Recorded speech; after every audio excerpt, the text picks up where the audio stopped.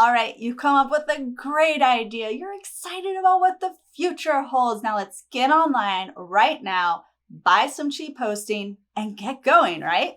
No, wrong. It's so easy to just jump into the deep end and then realize much too late that you don't know how to swim. So let's talk about what web hosting is.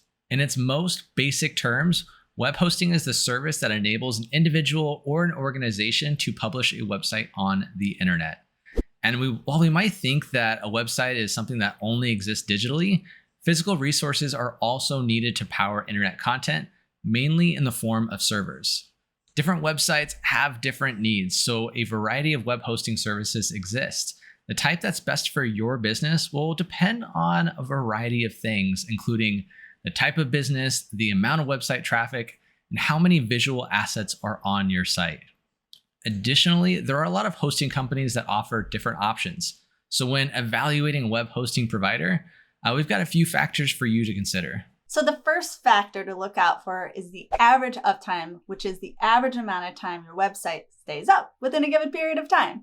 And your website's average uptime is important because it can affect how much traffic your website gets, which is important, right? Your website won't be getting much traffic if visitors can't access it when they visit. Just 1 hour of downtime means your business is already losing a lot of potential sales. And this is why you'd want your average uptime to be 100% or as close to it as possible. And an average uptime below 99.9% means you should start looking for a different web hosting provider. That's right, Emma. And another major factor that you have to consider is page load time, which is the amount of time it takes for a web page to load. Similar to uptime, your page load time affects how much traffic your website gets. And this is because the slower your web page loads, the more frustrated the visitor gets. A study by Google revealed that 53% of mobile site visitors leave if it takes more than 3 seconds to load a page. It's for this reason that you want a web host that can provide page load times of 3 seconds or less. Now let's talk about support. We all need it. And getting helpful customer support means you can deal with website problems faster and more effectively. And web hosting providers usually offer phone, chat, or ticket-based customer support. But what really matters is how quickly they can respond and how knowledgeable their support team is. I mean, Emma supports me every day, which is why we keep doing this. But the next thing we want to talk about here is the pricing and then the renewal pricing. Every business is looking to make a profit. In order to do so, you have to be willing to invest some money into it first. I mean, we all know that. But if you're just starting out, you may not want to spend your life savings on an expensive hosting plan. You also may not want to cheap out on features if you're running a website for a major brand. Another thing to watch out for when it comes to pricing is the cost of renewing your account. You might be surprised to find the renewal cost is actually higher than your initial payment when you signed up. That's to be expected, but make sure it's not too much of a price hike for your budget.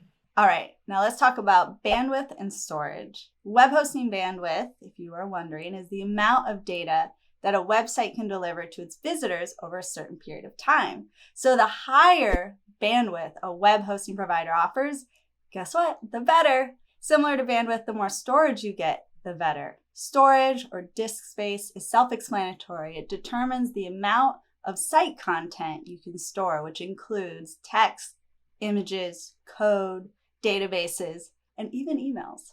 Even a week. We talk about this one a lot, and that is SSL. Some web hosting providers offer free SSL as part of their plans, but ultimately an SSL certificate creates an encrypted connection and establishes trust. It adds that padlock icon before your URL and puts the S in HTTPS.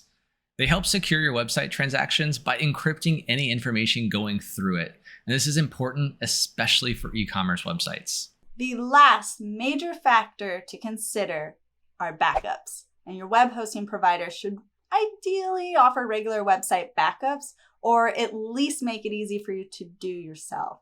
And a website backup is a copy of your website and helps keep your website up and running. And it prevents you from losing all your website progress and data if something unfortunate occurs. Finding a web hosting provider is an important part of building your website. Finding the right one may be a make or break for your business, but a little online research will help to find the web hosting of your dreams. All right, that's a wrap. Your journey doesn't have to end here because we have over 300 videos for you to watch. So be sure to like, comment, subscribe. This is The Journey. We'll see you next time.